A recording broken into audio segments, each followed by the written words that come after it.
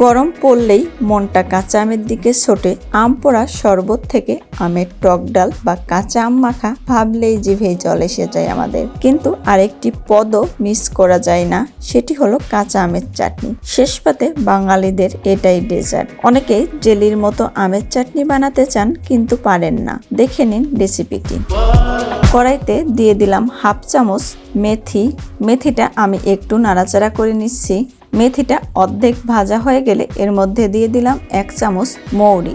দুটি একসঙ্গে করে নেড়েচেড়ে ভেজে নেব। কড়াইতে দিয়ে দিয়েছি সামান্য একটু তেল। এবার এর মধ্যে দিয়ে দেব সরিষা, দিয়ে দিচ্ছি কেটে রাখা কাঁচা আম। এবার নেড়েচেড়ে নেব। কাঁচা আম একটু নাড়াচাড়া করে এর মধ্যে দিয়ে দেব লবণ, হলুদ ও সামান্য একটু মরিচের গুঁড়া। চুলার আঁচ লো টু মিডিয়ামে রেখেছি। এবার দিয়ে দিলাম জল। আমগুলো সিদ্ধ হওয়া পর্যন্ত ফুটিয়ে নেব। চুলার আঁচ এখন মিডিয়ামে রাখবো। আমগুলো সিদ্ধ হয়ে গেছে। এখন এর মধ্যে দিয়ে দিলাম চিনি। আপনারা যেরকম মিষ্টি পছন্দ করেন সেরকম চিনি দিবেন। চিনি দিয়ে 3-4 মিনিট জাল দেব।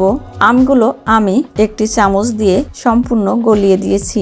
আমি যে মশলাটা ভেজে রেখেছিলাম সেটা গুঁড়া করে নিয়েছি। সেখান থেকে দিয়ে দিলাম হাফ চামচ মেথি ও মৌরি গুঁড়া, মিশিয়ে নেব। ব্যাস তৈরি হয়ে গেছে পাতলা আমের চাটনি। এবার আমি একটি বাটিতে তুলে নেব। আমের চাটনির রেসিপিটি ভালো লাগলে লাইক, কমেন্ট, শেয়ার, সাবস্ক্রাইব বা ফলো করে পাশে থাকবেন। ভিডিওটি দেখার জন্য অসংখ্য ধন্যবাদ। সবাই ভালো থাকবেন।